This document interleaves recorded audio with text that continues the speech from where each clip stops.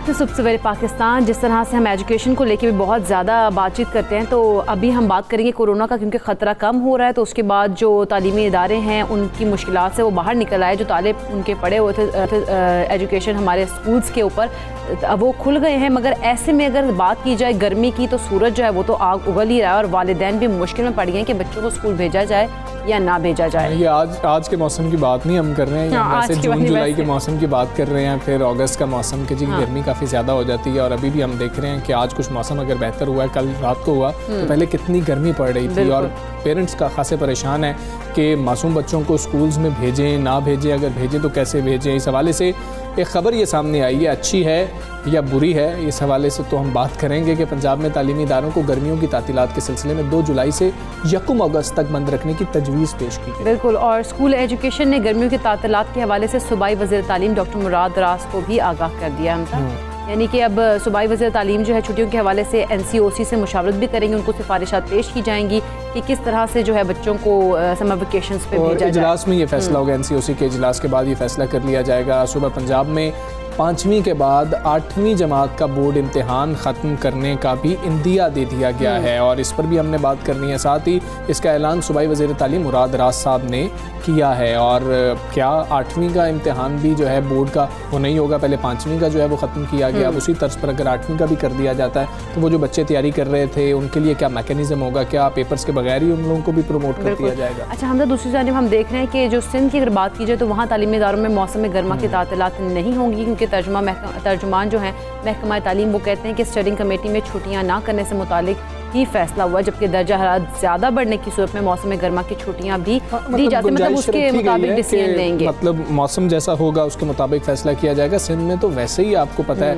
कि बाद में स्कूल्स या तालीमी इदारे खोले गए हैं, पहले बाकी सूबों में खोल दिए गए थे। वहाँ पर आज भी देखा जाए तो 10% से शरह ख़ासतौर पर सिर्फ कराची की बात कर ली जाए तो कोरोना केसेस की है, तो वहाँ पर तो ऐसा मामला हुआ। खैर ये सारी सूरत हाल है क्या, इस सब चीज़ों पर हम बात करेंगे। हमारे साथ मौजूद सदर सर्विंग स्कूल्स मियाँ रिज़ाउर रहमान साहब, उनको शामिल गुफ्तगू करेंगे, उनसे जानेंगे ये बातें। मियाँ साहब अस्सलाम वालेकुम, गुड मॉर्निंग। वालेकुम अस्सलाम एंड गुड मॉर्निंग। सर ये सबसे पहले तो छुट्टियों की बात कर लेते हैं कि अगर ये तजवीज़ है, पहले हमने देखा इतना ज़्यादा नुकसान हुआ है, फिर गर्मी भी है, फिर आपकी जानिब से तजवीज़ आई कि स्कूल टाइमिंग्स तब्दील कर दी जाएँ, 6 से 10 बजे कर दी जाएँ या 6:30 से 10:30 कर दी जाएँ, कुछ ऐसा कर लिया जाए। उसको भी कुछ हद तक फॉलो भी किया गया, लेकिन अभी भी खदशात मौजूद हैं। आपके ख्याल में अब होना क्या चाहिए?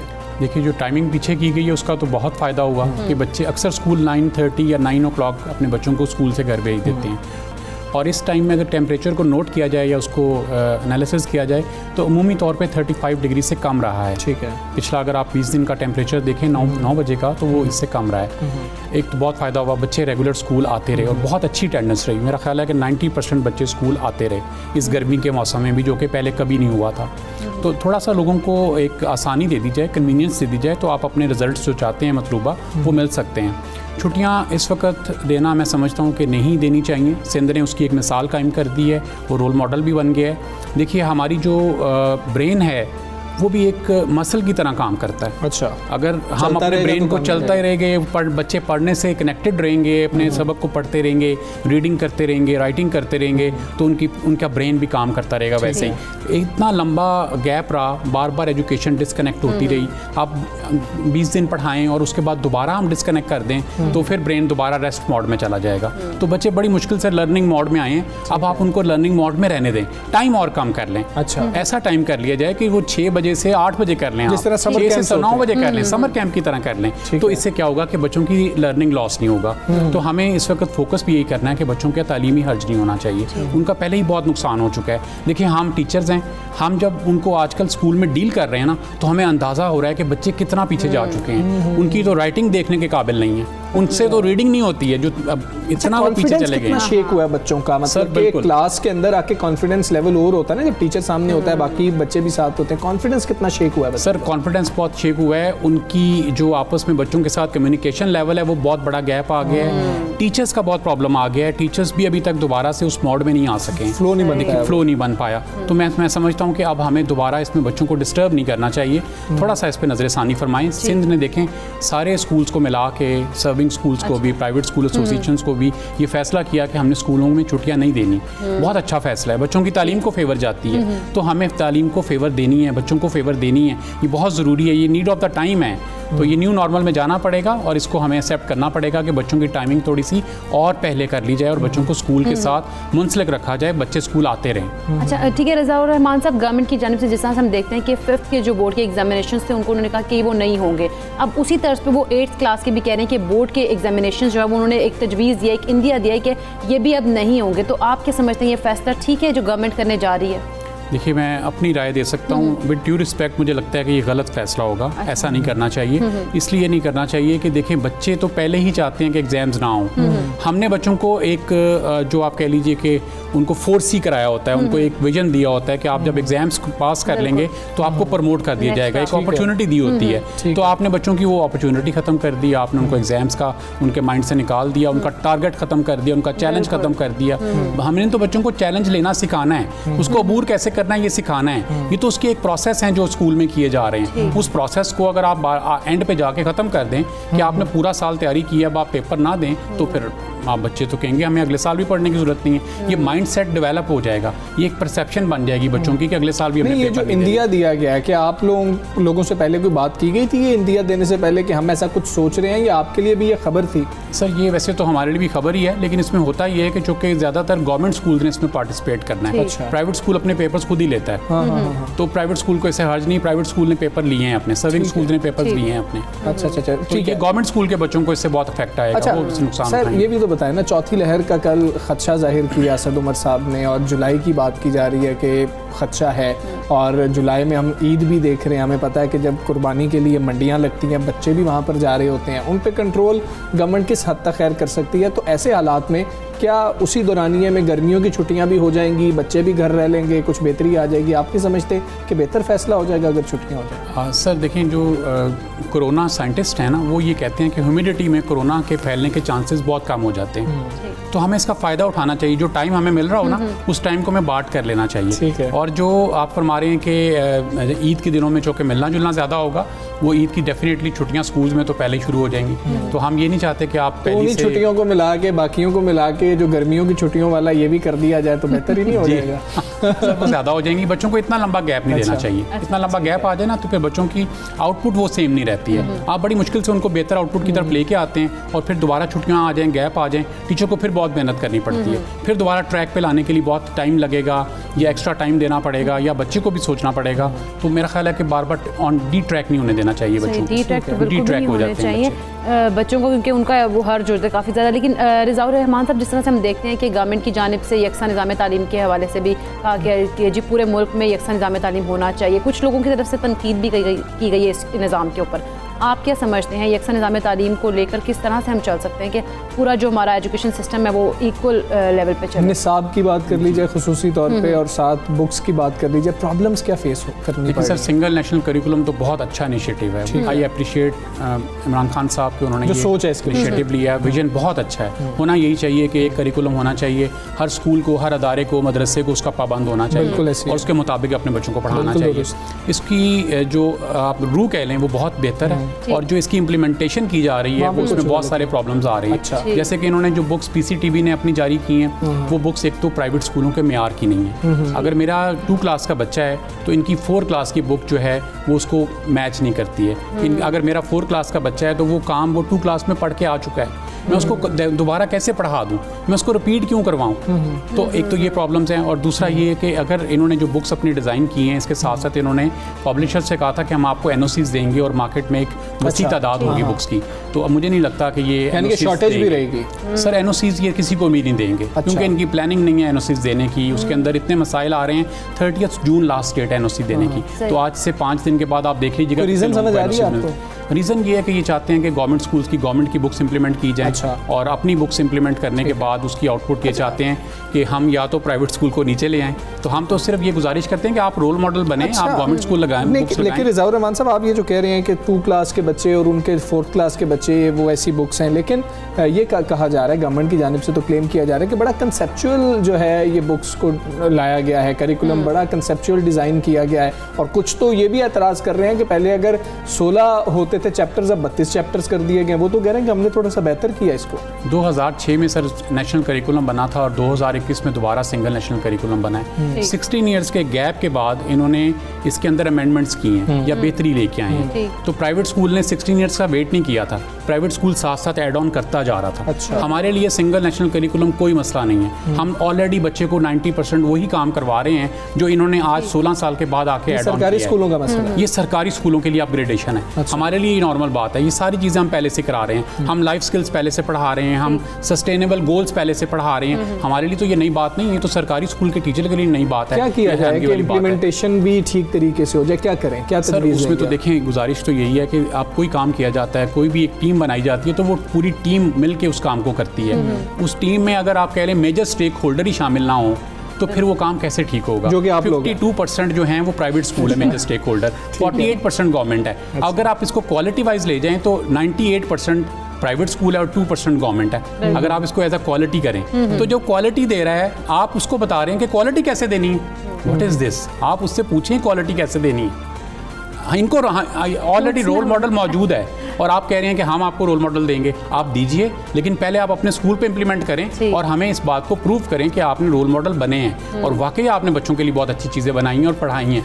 देखें, जो प्राइवेट स्कूल का जो पेरेंट है वो बहुत सेंसिटिव है, बहुत समझदार है। उसको फौरी तौर पर वो जजमेंट कर लेता है, एनालिसिस कर लेता है कि वो आप मेरे बच्चे को क्या करवा रहे हैं। वो हमारे पास आता ही क्यों है? क्योंकि वो डेली बेसिस के ऊपर हमसे आउटपुट चाह रहा होता है। डेली बेसिस पे वो हमारा एनालिसिस करता है, हमारी गलतियाँ निकालता है, या वो हमें कहता है कि आप इन चीज़ों को बेहतर करें, या चेक एंड बैलेंस करता है वो। ये चेक एंड बैलेंस हमें डेली की बेसिस के ऊपर इंप्रूवमेंट की तरफ ले जाता है। गवर्नमेंट सिस्टम में तो ये सिस्टम है ही नहीं। आप तो वहाँ पे किसी को बता ही नहीं सकते कि ये चीज़ गलत है। ठीक है मियां रिज़वाउर रहमान साहब, बहुत शुक्रिया आपका। सबसे पहले पाकिस्तान का बने और आप आते हैं, तजावीज़ देते हैं। उम्मीद करते हैं कि आपकी इस तजवीज़ पर भी जो है कुछ गौर किया जाएगा। हम आगे बढ़ेंगे और एक वीडियो हमारे सामने आई थी जिससे सोशल मीडिया पर जो है बहुत ज़्यादा शोर मचा और सब लोग बड़े दुखी थे कि ये क्या हुआ। ये वीडियो इस वक्त आप देख सकते हैं, ये पर्स छीनने की वीडियो थी जो कि बड़ी खौफनाक थी। और पता नहीं उस टाइम जो उधर लोग मौजूद थे या बाइक्स हमने पीछे से आती हुई और देखी थी, उन्होंने इसको क्यों नहीं रोका, इसको चेस क्यों नहीं किया? ऐसे शख्स को उसी वक्त पकड़ लेना चाहिए था। लेकिन हमजा, एक अच्छी बात यह है कि पकड़ा गया, पुलिस ने अच्छा काम किया कि पकड़ लिया। लेकिन इस किस्म के जो वाकयात हैं वो बहुत ज़्यादा जो है ना, एक तो हम जिस तरह से ख़वातीन ख़ासतौर पर अगर देखें, अगर वो बाहर निकलती है तो उनमें खौफ पैदा होगा कि वो बाहर निकलती तो सेफ़ नहीं है। बिल्कुल ऐसे, क्योंकि अब जिस तरह से देखा जाए हमारी ख़वातीन घरों में तो बैठ नहीं सकती, कोई उन्होंने काम है, कुछ भी करना है, तो अगर वो आना जाना उनका गली में से गुजर रही हैं, पैदल जा रही हैं, तो उनके लिए तो बड़े ख़तरनाक सूरत हाल है जिस तरह के वाकयात पेश आ रहे हैं। और इस तरह के वाकयात पेश आते हैं तो मेरा ख्याल है कि लोगों को चाहिए कि जो लोग उनको देखें तो उनको पकड़ना चाहिए फौरन। अच्छा, पिंडी पुलिस की जानिब से, ये रावलपिंडी पुलिस की जानिब से एक अच्छा इकदाम है कि उन्होंने फौरी तौर पर ये जो मुलजिम है इसको, अनीस इकबाल, इसको गिरफ्तार कर लिया। इसने फायर भी किए हैं और मतलब कि पुलिस पर फायर किया गया, लेकिन इसको खुद भी कलाई पे फायर लगा, अपना फायर भी लगा, जिसके बाद गिरफ्तार कर लिया गया। तो रावलपिंडी पुलिस ने जो है जितना भी खतरनाक या चालाक कोई मुजरिम क्यों ना हो उसको पकड़ा जा सकता है अगर पुलिस जो है वो भी उतनी ही तेजी से काम कर रही हो। ये रावलपिंडी पुलिस उतनी ही फोकस्ड हो अपने काम के साथ। लेकिन हमजा, जिस तरह से हम देखते हैं वो तो बहुत दिल दहला देने वाली वीडियो है।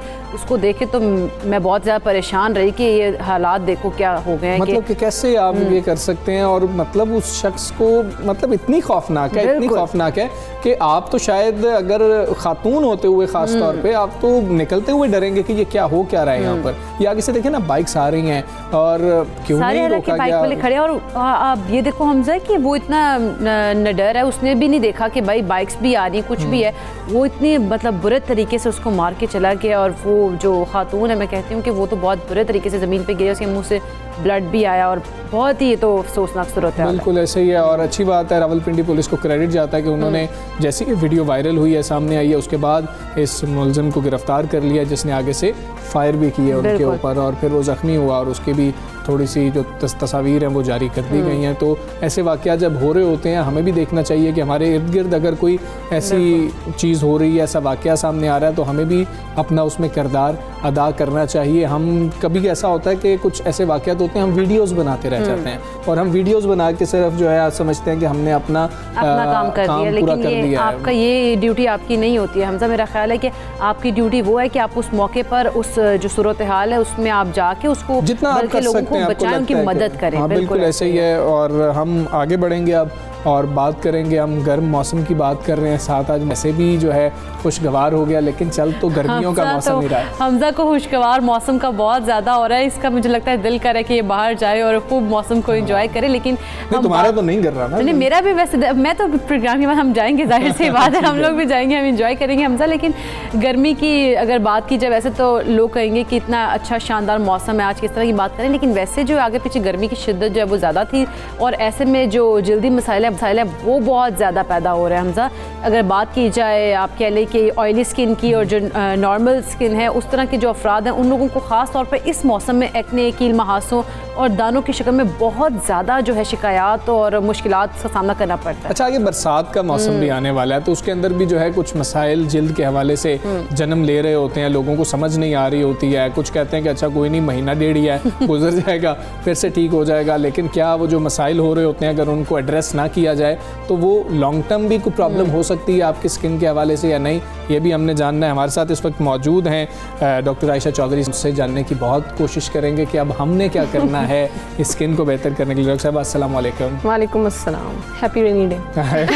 अच्छा, अब ये जो मसाइल चल रहे हैं गर्मियों के मौसम के अंदर, वैसे स्किन को गर्मियों के मौसम में खास तौर पे, हम बरसात में भी आहिस्ता आहिस्ता चले जाएंगे, क्या मसाइल होते हैं, किस चीज़ की केयर करनी चाहिए स्किन में गर्मियों के मौसम में? जो एक रेगुलर किस्म के मसाइल हैं वो तो आपने खुद ही बता दिए हैं। मैं वही सोच रही थी कि आप सब कुछ बता रहे हैं, लाइक हमने हल पूछना है आपसे। मसाइल तो हर उस शख्स को पता है कि जिसको मसला हो रहा है, आपने हल भी हमें तजवीज़ ठीक है। इसमें जो ऑयली स्किन है, जिनकी मतलब पहले से ही ऑयली चल रही होती है, उसमें सीबम प्रोडक्शन जो है वो ऑयल प्रोडक्शन जो है वो ज़्यादा हो जाती है और वो हर वक्त चिपचिपाहट, स्पेशली फेस की जो स्किन होती है, तो उसका हल ये है कि आप एक तो फ्रीक्वेंट फेस वॉश करना है आपने, दूसरा फेस वॉश आपने उस चीज़ से करना है जो आपका ऑयल कंट्रोल करने में हेल्प करती है। लाइक हर चीज़ जो है वो हर स्किन के लिए ठीक नहीं होती, मुनासिब नहीं होती, तो आपको अपनी स्किन के हिसाब से डॉक्टर से भी कंसल्ट करना होता है कि आपकी स्किन के हिसाब से कौन सा फेस वॉश बेटर है, कौन सा सोप आपने लेना है। कुछ सोप्स में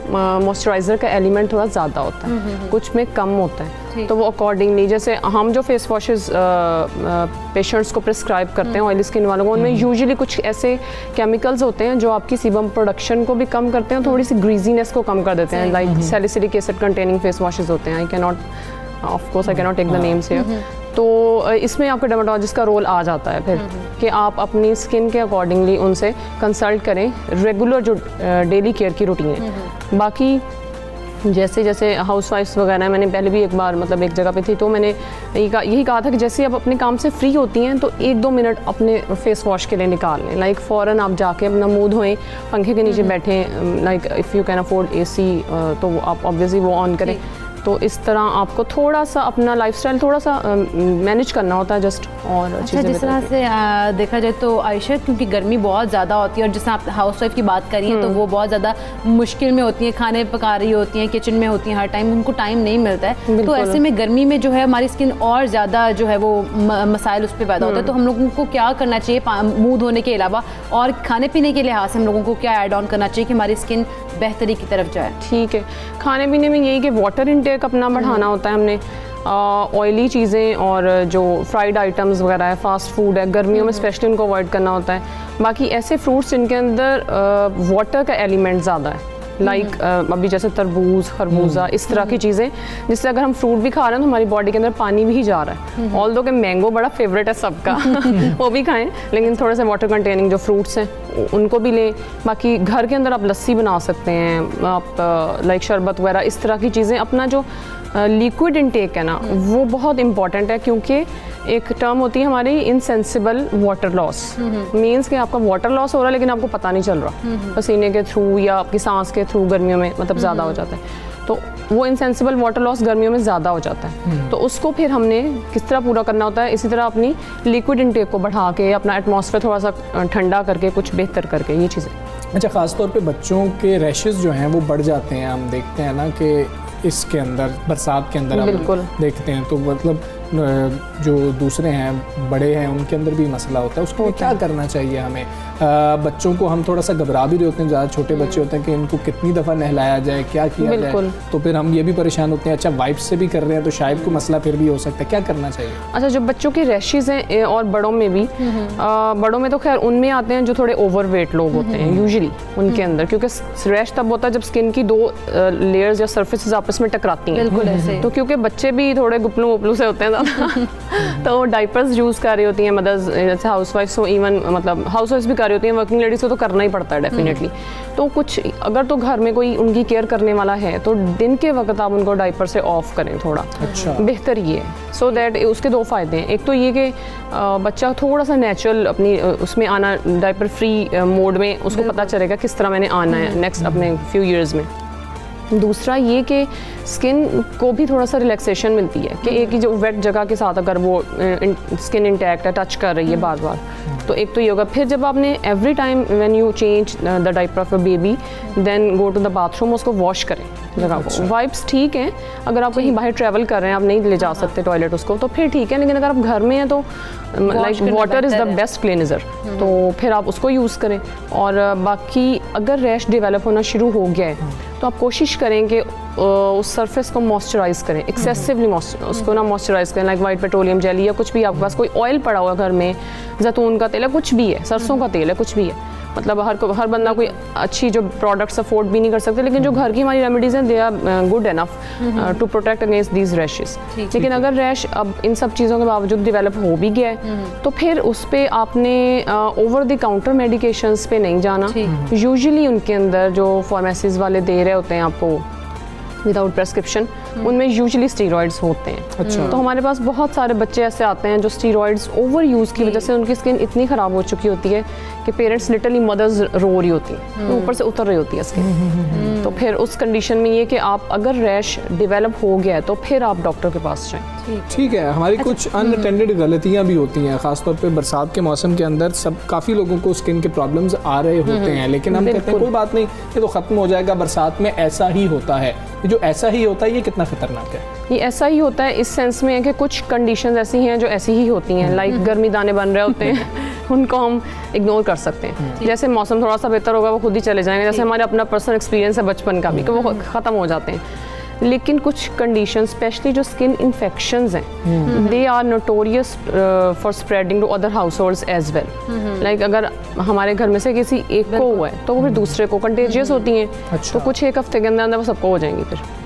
तो अगर आप अपने आप को इग्नोर कर रहे हैं या फिर आप इसको लाइट ले रहे हैं कि ख़त्म हो जाएगी, लेकिन स्किन इन्फेक्शन खुद से ख़त्म नहीं होती। फंगल स्पेशली फंगल इन्फेक्शन जिसमें जल्द के ऊपर दायरे दायरे बन रहे हैं, ठीक है, वो बॉडी पे कहीं भी स्पेशली जो वेट एरियाज हमारे बगलों में और इन जगहों पे बन रहे होते हैं, तो उसमें आपने डॉक्टर से ट्रीटमेंट ज़रूर लेनी है ताकि आप अपने घर वालों को भी बचाएं। बिल्कुल ऐसी आयशा, जिस तरह से हम देखते हैं काफ़ी ज़्यादा जो लड़कियां हैं, ख़ास तौर पर हम देखते हैं 16 से अबव जो लड़कियां हैं उनके बहुत ज़्यादा पिंपल्स वगैरह और एक्ने वगैरह हो जाते हैं, और अक्सर लड़कियों को मैंने देखा कि बहुत ज़्यादा स्वेयर हो जाती हैं चीज़ें। तो इसको हम कैसे कंट्रोल कर सकते हैं, कोई मतलब हाउस रेमेडीज़ के अलावा, कि हम लोग इनको अगर हम फ़ौरन से इसको हम ठीक कर सकें और ये ज़्यादा ख़राब सूरत हाल की तरफ ना जाएँ?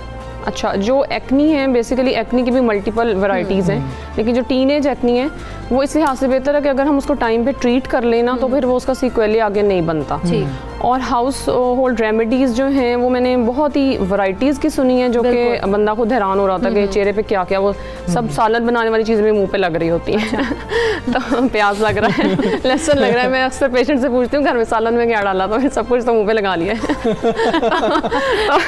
तो उसमें ये है कि वो acne itself is an infection, इसको हमें एज एन इन्फेक्शन ट्रीट करना। उसमें भी हमें लगाने के लिए भी एंटीबायोटिक्स चाहिए, खाने के लिए भी चाहिए और कुछ और मेडिकेशंस भी चाहिए, तो जो आपने डॉक्टर की हिदायत के मुताबिक उसको properly as a disease treat करना है। इसको लाइट नहीं लेना, अदरवाइज मार्क्स छोड़ जाती है स्किन से जो और ज़्यादा बुरे लगते हैं। बिल्कुल ठीक है डॉक्टर आयशा, बहुत शुक्रिया आपका। सुबह सवेरे पाकिस्तान का आप हिस्सा, आपने हमें बताया कि किस तरीके से जो है अपनी स्किन का ख्याल रखना है, खास तौर पर जो माएँ परेशान हो जाती हैं बच्चों को लेके, उनके लिए भी ये बहुत ज़्यादा इंपॉर्टेंट है। और जिस तरह से डॉक्टर साहबा कह रही थी, उनको फॉलो करने की कोशिश भी कीजिए और बच्चे को अगर वॉश कर लिया जाए तो वो ज़्यादा बेहतर है। और ख़ास तौर पर जो उन्होंने हाउसवाइफ की बात की, तो उन्हें भी अपने फेस को जो है ना उनका बार बार वॉश करें, ताकि गर्मी से पसीने से जो आपकी स्किन है ना वो बहुत ज़्यादा उस पर रैशेज़ वगैरह भी होते हैं और एक्ने वगैरह भी होते हैं। तो इस चीज़ों से आप बच सकते हैं अपने आप को। सबसे ज़्यादा जो बेहतर हाल है वो यही है, वॉश करना चाहिए। पानी बेहतरीन है, पानी जो है ना वो ज़्यादा से वाटर इनटेक भी रखें। बिल्कुल बिल्कुल ऐसे ही। अभी हम एक ब्रेक लेंगे, ब्रेक के बाद वापस आएंगे। आपने कहीं नहीं जाना, स्टे विद अस। सुबह सवेरे पाकिस्तान।